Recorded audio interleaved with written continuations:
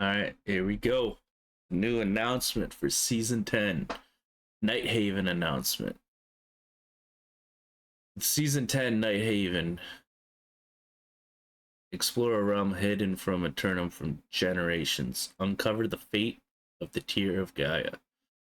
Navigate treacherous alliances and face threats born from darkness itself. Between a mysterious new zone, evolving endgame systems, and a 10-player raid. This season reshapes how you journey and endure. The Nighthaven update will release on Monday, October 13th, and will be free for all New World Eternum owners. There it is. It's free. I'm doing pretty good. Sharko, how are you? New zone, Nighthaven. An ancient land rich with history, Nighthaven was largely cut off from the rest of Eternum for lifetimes under the direction of its powerful king. Those few who did visit the haunting woods and mighty castles tell stories of mysterious figures, tall and lithe, engaged both in the politics of the court and the dark hallways of the land's many ruins.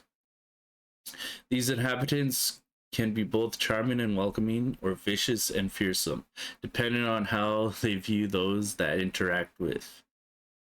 They rule at the behest of their king, carving out pieces of the land that they oversee on his behalf. There are also stories of monstrous creatures that seem to exhibit the qualities of both man and beast. Although they have largely been known to stalk the dark forests and hills of Nighthaven, the haven recently became bolder, becoming a more ever-present threat. Good to man.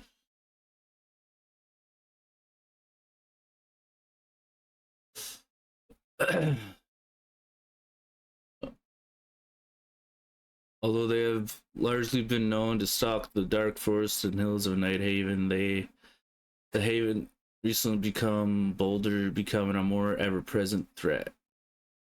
Nighthaven is a land shrouded in mystery, where the dark holds sway over the light. Power lies deep in the catacombs and ruins of this land to those who are bold and brave enough to venture there. Discover the secrets hidden in the shadows of these ancient halls and use them to confront the threats endangering not only the people of Nighthaven, but the whole of Eternum as well. A new story, The Tear of Gaia. After the events of Elysian Wild, Morgaine left with the Tear of Gaia to sequester it somewhere safe, away from ambitious intent. However, it seems that her journey was met with ill fortune and the tear has gone missing. She is once more turning to the Soul Warden in an attempt to recover the tear and keep the world safe from whatever nefarious intent may be planned for it. Travel within the newly discovered land of Nighthaven and engage the enigmatic and mysterious figures that call it home as you search for the divine artifact. Search through ages, ruins, and the facades of opulence as you work to uncover the truth of what is happening in this isolated and reclusive land. But be wary, as trust is a commodity in short supply throughout Nighthaven.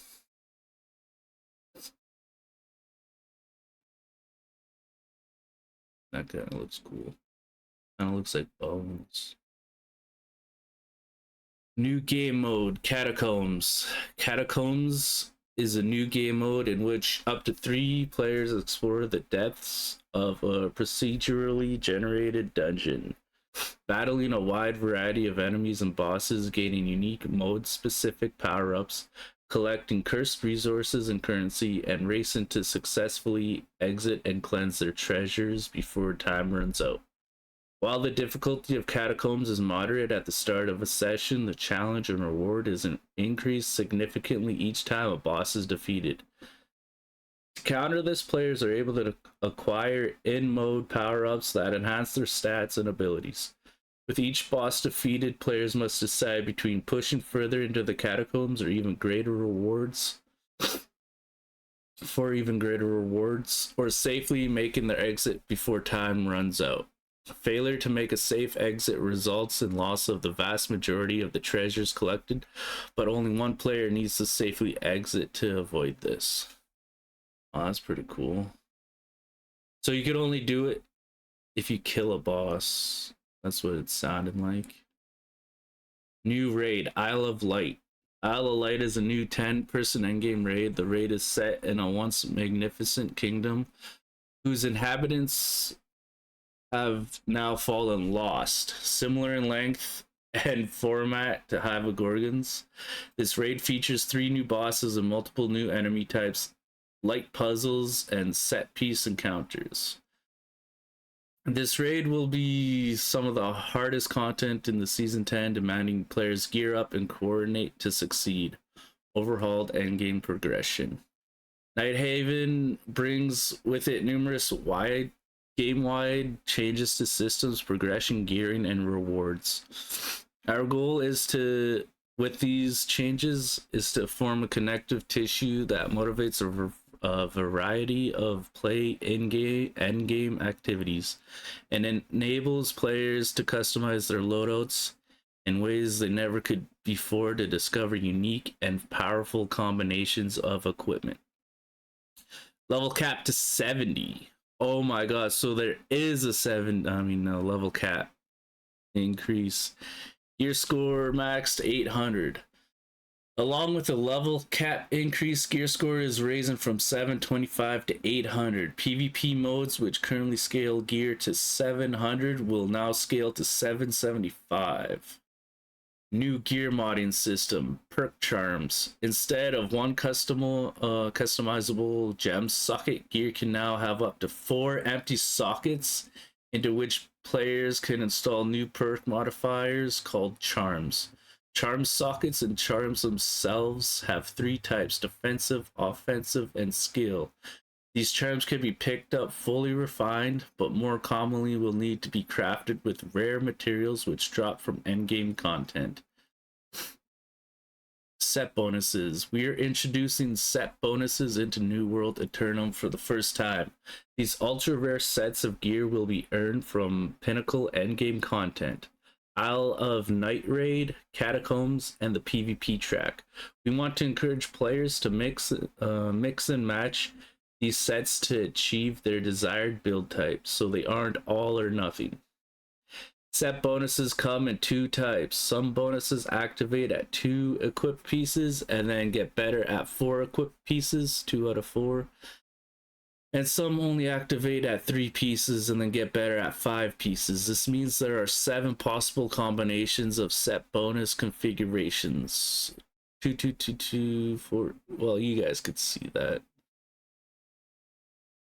It's up to you to decide the best combination of effects that best suits your unique playstyle. Umbrals. To round out the long-term chase, we've ushered in a new generation of umbral shards. This means that all the gear in New Originum stays viable and upgradable with umbral shards.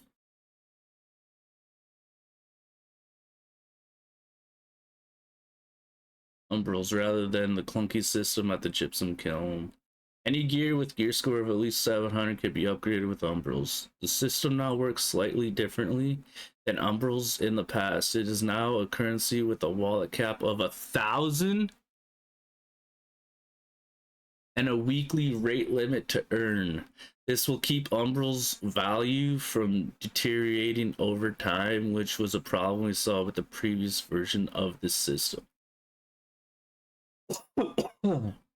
That's honestly really ass. 1,000? I guess it depends on how much it takes, because I remember the last one, I think it was like 7,000 or something to upgrade from 624 to 625. But I mean, if it's, I guess we'll see. And fix perks. There's There will still be unique gear pieces with powerful and rare perks called infixes. These will function similarly to how the unique perk on artifacts work.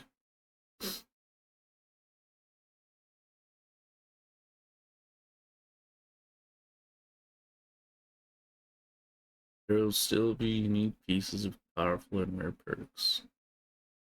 So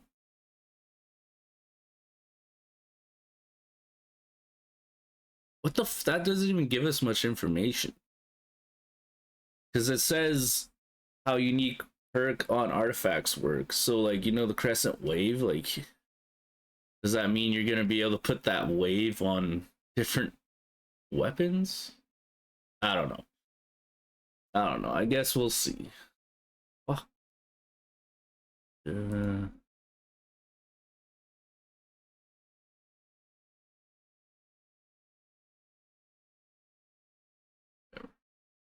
Attribute changes. There are no longer any perks which increase attributes. So it takes a long time to upgrade to 800. Yep. And then your fucking 10 sets that you have. Yeah.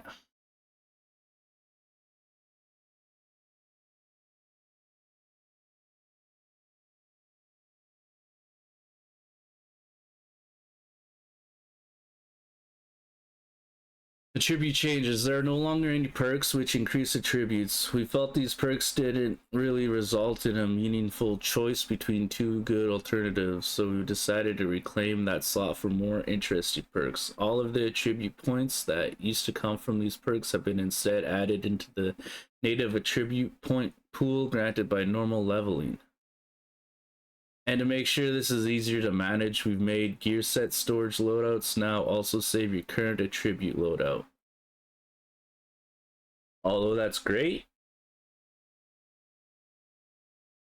I want to see weapon trees with that. The attribute perks on existing gear have been replaced with other perks of relatively low power since players will keep the power the attribute perks used to yield. Attribute perks on existing gear replaced with other perks of relatively low powers. So what, like stuff like health? Is there not going to be health on amulets anymore?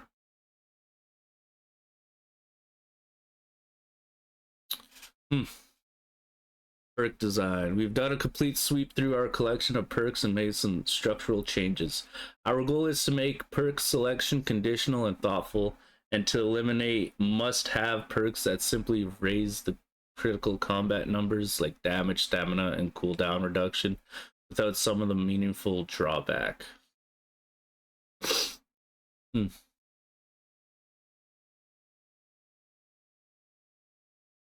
New OPR map, the tower. The tower raises above the mists, a gothic fortress fusing ancient magic and engineering brilliance atop a mountain peak. Battle across three vertical towers of dark grandeur. Grandier? Why are they using such weird words? From the commanding castle heights to the corrupted depths below. Jump pads and fuck jump pads, dude. You got like fucking treating this shit like Halo. Like what the fuck? Jump pads and strategic pathways create constant warfare, while three capture points drive the action.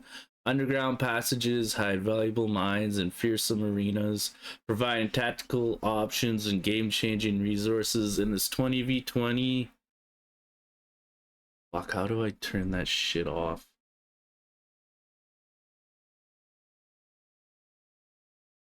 In this 20v20 battlefield, victory belongs to those who can master both the heights and depths of combat. Keep on the lookout. Get a sneak peek That's season 10 with the OPR map preview scheduled September 23rd to September 30th. Don't miss the developer video going in depth on season 10 coming in early October. Well, there we go.